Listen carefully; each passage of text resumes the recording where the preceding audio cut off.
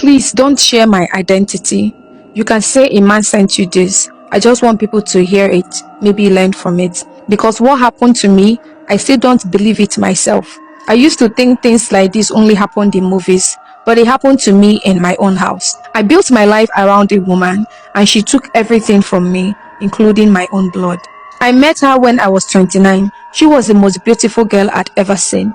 Polite, soft voice, religious. She will make you feel like you were safe just by sitting beside her. We dated for 1 year. She never asked for anything, never raised her voice, always cooked, always prayed.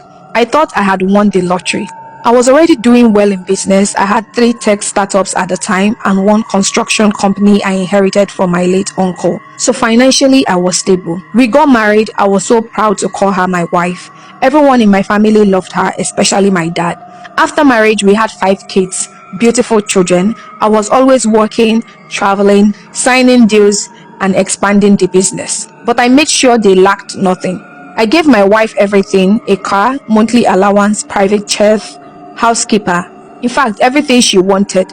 But I didn't know I was feeding a snake. She was cheating, not with one man, not with two, with multiple men. And one of them was my father. Ha! I didn't expect anything. I was always working. I thought I was providing for the family. I didn't know she had already replaced me emotionally, physically, and spiritually. Things started changing slowly. My dad stopped talking to me like before. He would come to the house even when I wasn't home. Sometimes I would come back from work and see him in the living room with her, laughing.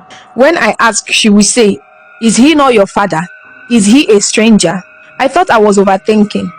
One day, I came back from a trip to find out she had been made acting CEO of my company. I was confused. She said my dad insisted on it while I was away, that it would help with the family succession plan. I asked my dad, and he said, "You trust her, don't you?" And I did, so I said okay, and that was my biggest mistake.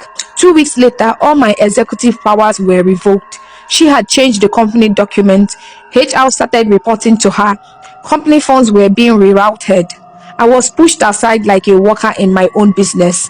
Still, I kept quiet because I loved her. I thought it was just temporary. Then the biggest shock came during a routine medical test. My last son needed a blood transfusion, and they asked me to come in for matching.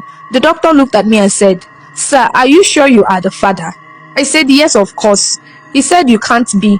Your blood type doesn't match, and this isn't just a one-off. It's genetic." I insisted we test all the kids. Only 2 out of 5 were mine. My heart stopped. I cried like a